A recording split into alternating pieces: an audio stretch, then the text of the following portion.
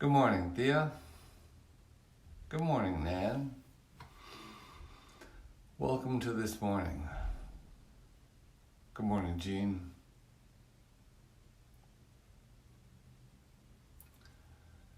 Someday after this is all over, we should all get together for a glass of wine. Hey, Ned.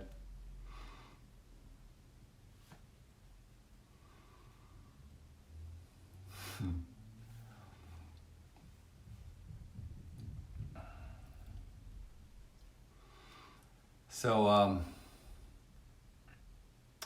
as you let people drift in, we have another gray day, but I just feel some sun peeking out. Hi, Wendy. And it's kind of funny last night for me. I felt some kind of sense of relief actually being in the shutdown. And I think it's going to be healthier for everybody. So it's a little more restrictive, but I had some sense of positive motion. I don't know about you. So if you're dropping in here and if you haven't signed in, it'd be great to have you sign in. Good morning, Peter.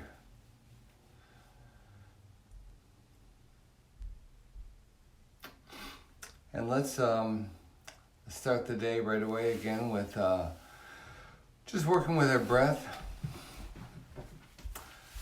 They say that, there is two, good morning, Mark. There are two, and Isabel's probably hovering in there. There are two different nervous systems that we have, the sympathetic and parasympathetic, and it kind of works like an accelerator and a brake. And the sympathetic, I believe, if I recall my notes correctly, is the one that's like the accelerator. And so when anything comes up for us, that system just jumps into action, and it actually shuts down certain parts of our system. For instance, when fight or flight comes up, it shuts down our digestive system. It shuts down all the stuff that is not necessary at this very moment. So the immune system, if you have to run away from a tiger, the immune system doesn't matter that much. So all those things get depressed and lots of energy goes elsewhere, into the hands, into the feet. So that's what happens with the sympathetic system. And the parasympathetic system is more like the brake that calms us down. And if I got these wrong, I know Nan can help me because she knows her stuff. And so we brake, we accelerate, we brake, we accelerate. So when our accelerator is always on, when the accelerator is constantly working, then that means that our system is into that threat mode and we are being very cautious and thank you, I am correct. I stand corrected, said the woman said the couple in the orthopedic shoes. Bad joke from my brother-in-law. Anyhow, so by just practicing our breathing, we just bring that brake in a little bit instead of the accelerator. So it's really helpful for us just to do these simple breathing exercises. So let's start with them. When we do these, the whole system of hormones in the brain changes. Hey, Steph. We can depress a hormone level of stress and very simply bring ourselves back to some kind of equilibrium. We don't want to be constantly threatened, constantly in difficulty. So let's do the straw breath first. We'll just do that 6 times. We're going to breathe in normally for a count of 3 or 4, whatever's comfortable for you, and we're going to breathe out a count of 6 or 8. So we're going to double our exhalation. The way to double the exhalation is to put your mouth in pursed lips. We call it straw breathing, as if you're putting a straw in your mouth on each exhalation, which you could do if you need some help with that. So I'm going to let you count on your own. Again, you can count. I'll count the first one for 3 and 6, and then I'll let you be on your own, breathing in, and then doubling that exhalation by using pursed lips. Okay, ready? breathe in, breathe out.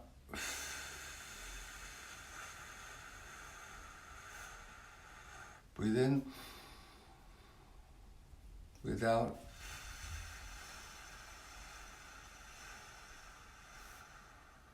Now breathe in for yourself, breathe in 3 or 4, and breathe out either 6 or 8, just double that number.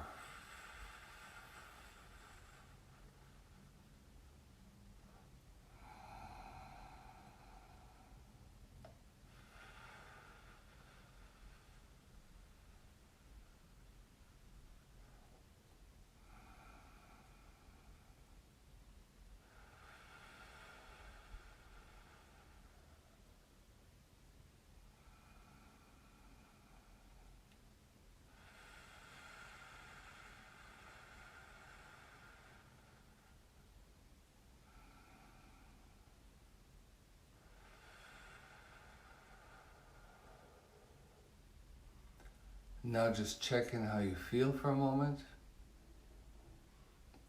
how the body, mind feels. Note that. And let's go on to the next breath. The next breath is the Ujjayi breath, the victory breath. In that one, most of the people on this line know it, but I will review it just quickly. It's as if you're breathing into a mirror, pretend your hand's a mirror, and you're going to fog it up. That sound, that Darth Vader sound, we're going to do that when we both inhale and exhale. So we're breathing in and be like, breathing out, making that sound. If that's not comfortable for you, you can just breathe normally. And let's try that together, the Ujjayi breath. Breathing in with that little constriction in the throat, hearing your breath and feeling your breath. Ready? On your own for 6 breaths.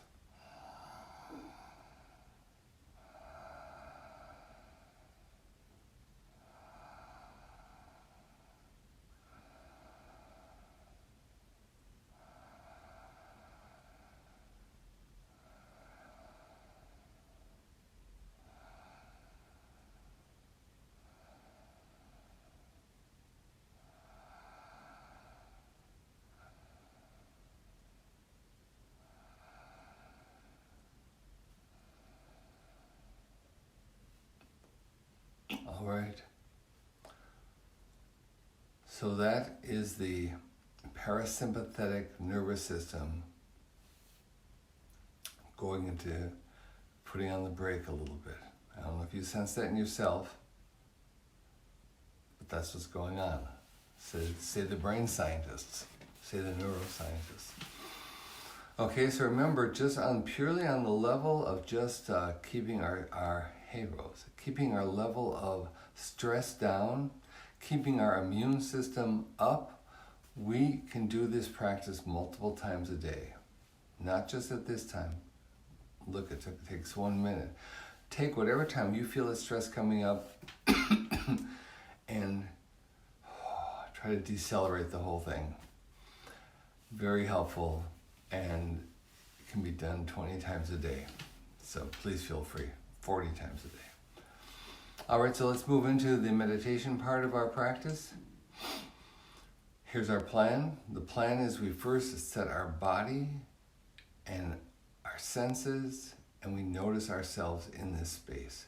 When we notice ourselves at this present moment, that is mindfulness. We're keeping attention on purpose to one thing, and it's going to be just how we are. Really essential. In this tradition of meditation that I come from, the idea that we can think, feel, sense, have a nervous system that works, have senses that work, because all that stuff naturally works in ourselves, that's already basically good. So we try with meditation to connect with what is already good. We call that basic goodness. It's basic, it's already working, it's these amazing qualities of being human, so we're not going to try to get past that. There's no reason to try to get past that and jump over that and get away from that. find something else. There's nothing else. It's amazing, beautiful existence. This is what we connect to, okay? We're already good, just as we already are. So we're going to try to settle into that and rest there, okay? So taking that point of view, that we're not trying to get anywhere, but to connect with this, let's get into a upright position, if that's comfortable for you. Let the arms dangle at the sides, and then let the elbows stay where they are. Hinge at the elbows. Place your hands on your thighs, wherever they naturally fall.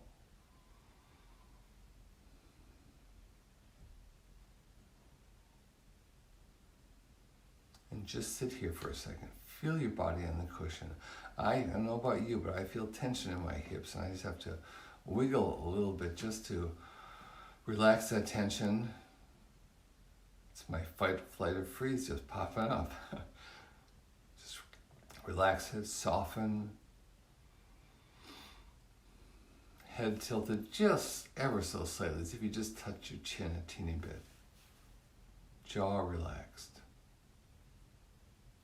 Lips can be slightly parted while the tongue touches very lightly on the upper teeth, behind the upper teeth, right where the palate meets it. A place for everything with our body. And so our body doesn't have to go anywhere. It's relatively relaxed and comfortable where it is. If we're not comfortable, let yourself get comfortable. And now we got 5 senses that are all on right now. So let's notice where we are. And noticing where we are is opening those sense gates and connecting to the physical feeling of weight. Weight on the floor, cushion below us, or chair. Weight of the hands resting on the thighs. The weight of the head that's just being balanced by the vertebrae.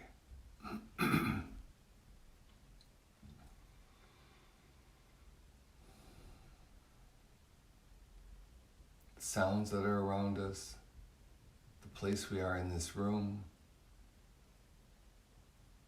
and the fact that we can sense all that and know all that. Sort of brilliant, brilliant display of our consciousness.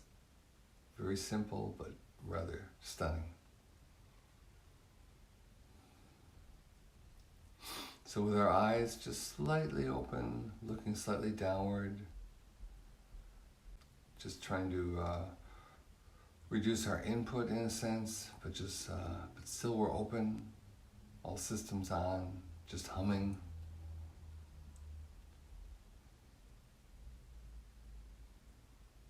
Let's take that feeling part of our body, noticing our breath going in and out.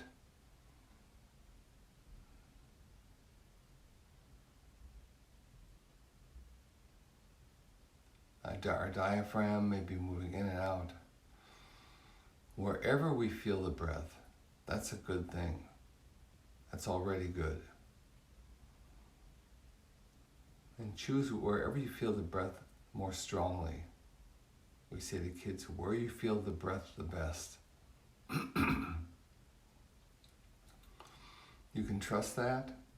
If you want a little more instruction, you can connect with the feeling of the breath at the nostrils, where you can sort of stay on one point and you can feel the air blowing in and out, rushing in and out.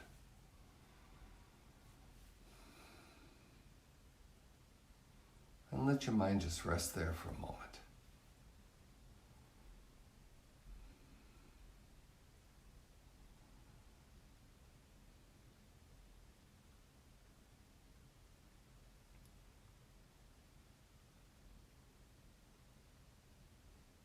We are feeling human beings. We feel so much. And let's just direct that to the feeling of the breath. If you've learned and feel familiar with that Ujjayi breathing, that's a great, great anchor. We're trying to anchor our attention somewhere. Here, diaphragm, here.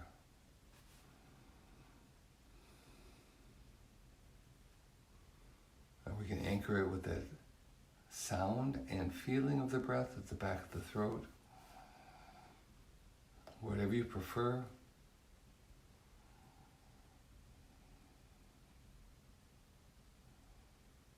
Let's rest with that for a moment. Just gently keeping your attention on the feeling of the breath.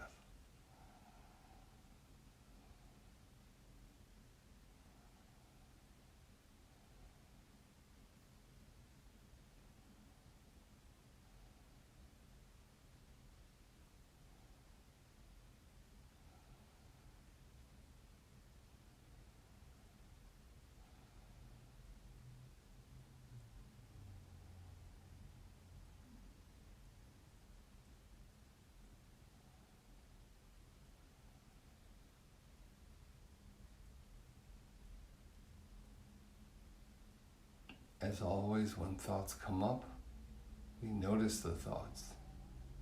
We don't add more juice to those thoughts.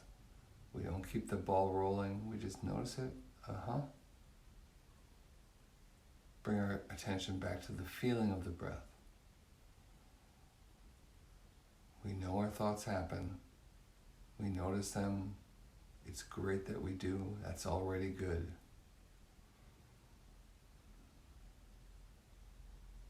Settle into that brilliant awareness, noticing breath or thoughts. And I will stop talking for about 2 minutes, and we can just work with that continual sense of letting go and bringing our attention back.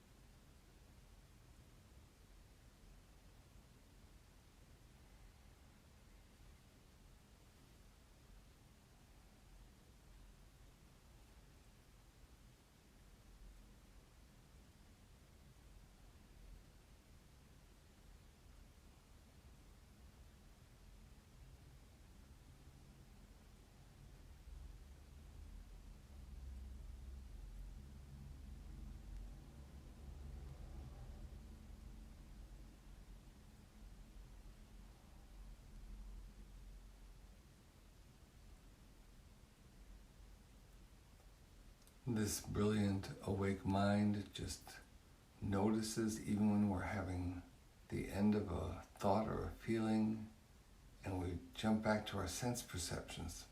Sense perceptions wake us up when we are distracted.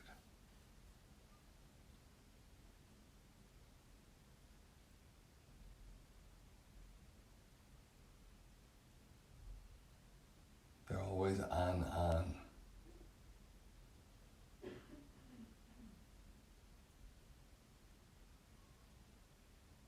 And we don't have to get further distracted by sense perceptions, but they wake us up and go, here I am. This is where we are right now. This is what's going on. So let's put our hand on our heart, just for a moment.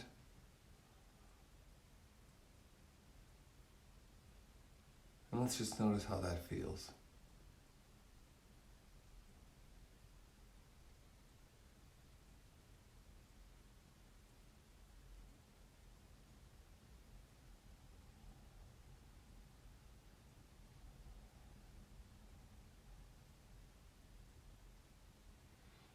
I don't know about you, but for me this feels like I just feel like I'm here.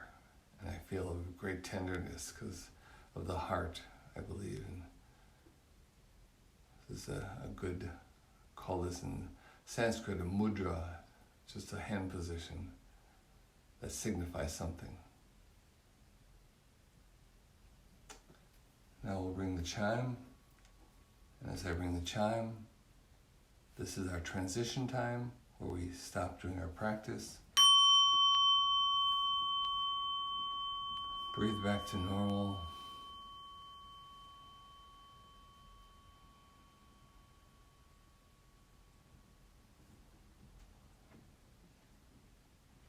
Open up to the room. This is the space you're going to work in and get back into with the world. And carry this little warm spot of mindfulness. Remember that we can always put on the brakes a little bit with these practices. So once to remind us what we talked about yesterday a little bit too, is this practice shows us the complete impermanence of our life, of each breath. It comes, it goes, it's brilliant. We perceive it in our basically good wakeful way. We perceive that, and then the next thing happens, and the next thing happens. And I think it's very, very helpful to be doing this when every news conference about this virus is a new story. And so as the world keeps showing us that there's nothing solid, nothing permanent, our relationships, our connections, everything is just sort of hovering. And so the best we can connect to that is to just to be awake, not get hijacked by our amygdala, by our fight or flight responses, and the job of really bringing love to as many people as we can at this time, and appreciation. Especially I think about the parents. Oh my goodness, what a lot of stuff to work with your children. So thank you, parents, and all the caregivers and everyone. So I'm going to hang out here for another couple minutes. If you have any questions, ask. By the way, I got such a great question from Peter yesterday. I could tell I needed to give a little more space while we practice. I hope to do that today. And so take this practice and work with it on your own. This is what happens in the world of meditation. You learn it, and then it's up to you. Just like I'm giving you your trumpet lesson right now. Practice.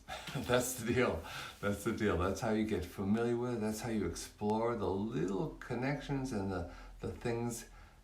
Yes, Steph, I'm doing this every day, 9 a.m. and 5 p.m.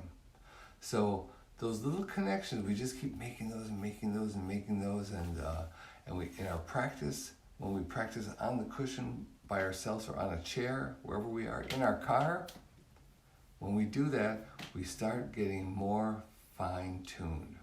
We get more finesse, noticing how easily we shift, how thoughts have beginning, middles, and ends, all that stuff.